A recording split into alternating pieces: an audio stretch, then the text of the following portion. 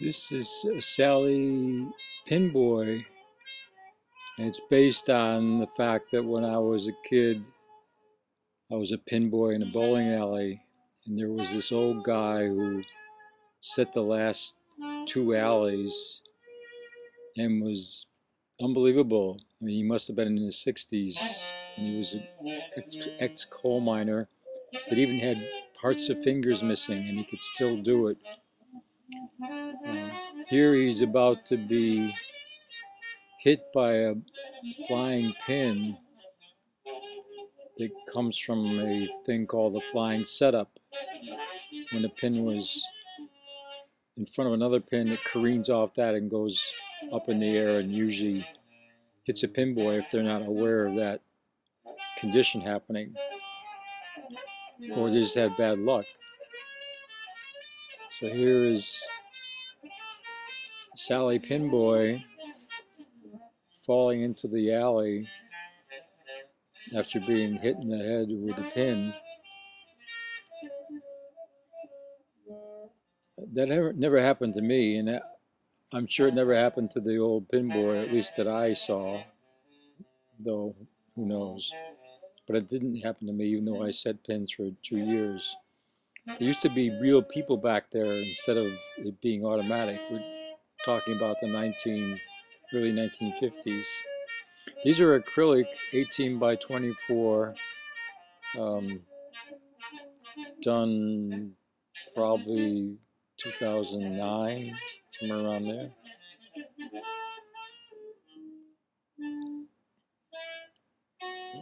Well, Sally Pinboy falls into the alley, and out of his head emerges Sally.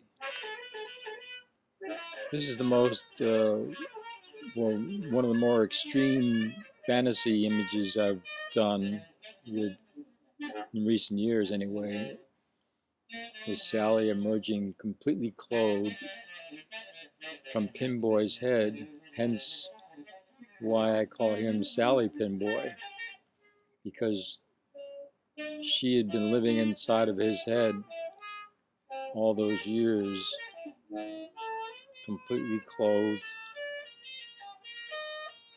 and like coming out of my head, my creation, Sally emerges completely. He was completely unaware of her presence in his brain.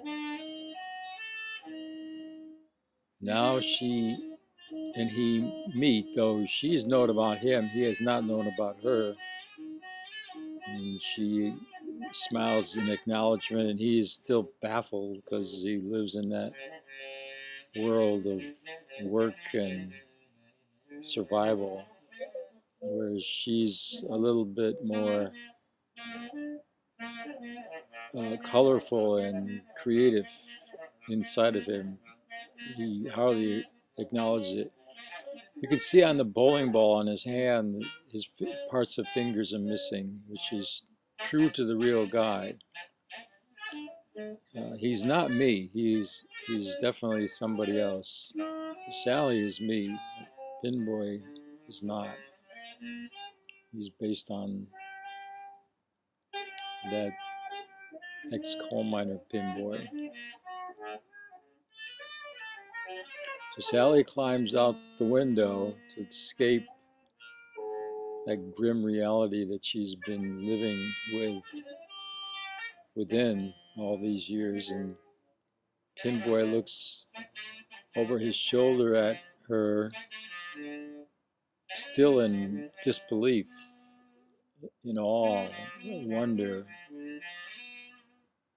not even fear. He was sort of, I think he feels that was just the result of being hit too hard in the head, rather than it being an actual inhabitation by Sally. So he goes back to work, and the next ball comes, and he just stares out, and a little bit of his color, or her color, is shown around the open window.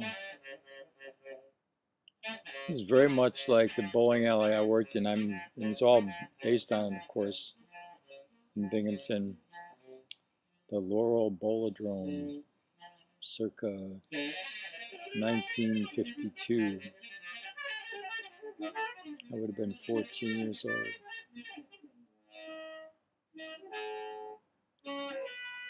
And life goes on, and machines are replaced, so it's an out-of-time occupation.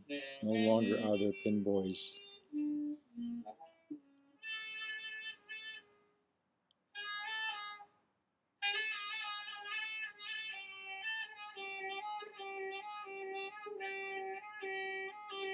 This is a picture of my dad coming up the stairs carrying a poster of my dad coming up the stairs.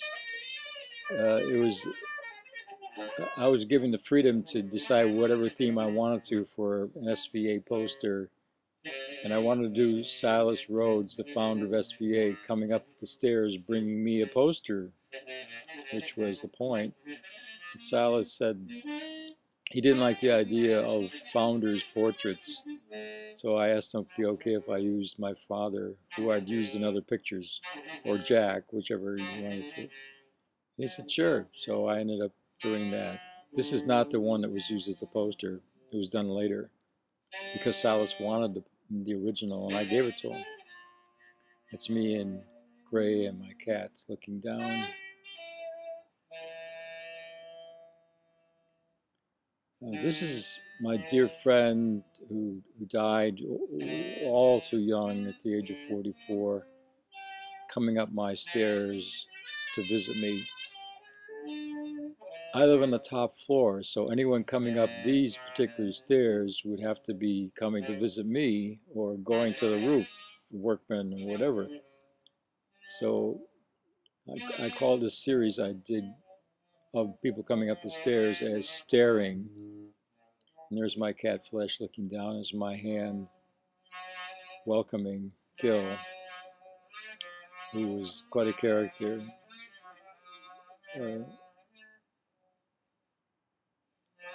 And I miss him. He died in 1983 or 84, I think.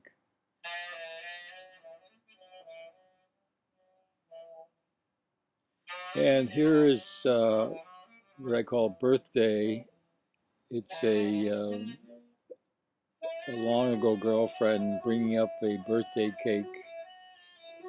These are people I definitely would like to see come up my stairs. My father, my friend Gil, and my cat Flesh and I are both greeting them. This is about 1988 or 89 that I did these. Again, acrylic. Early days of using the acrylic, for me anyway, in this manner, on paper. I used to do acrylics on masonite, but then I switched to Bristol board.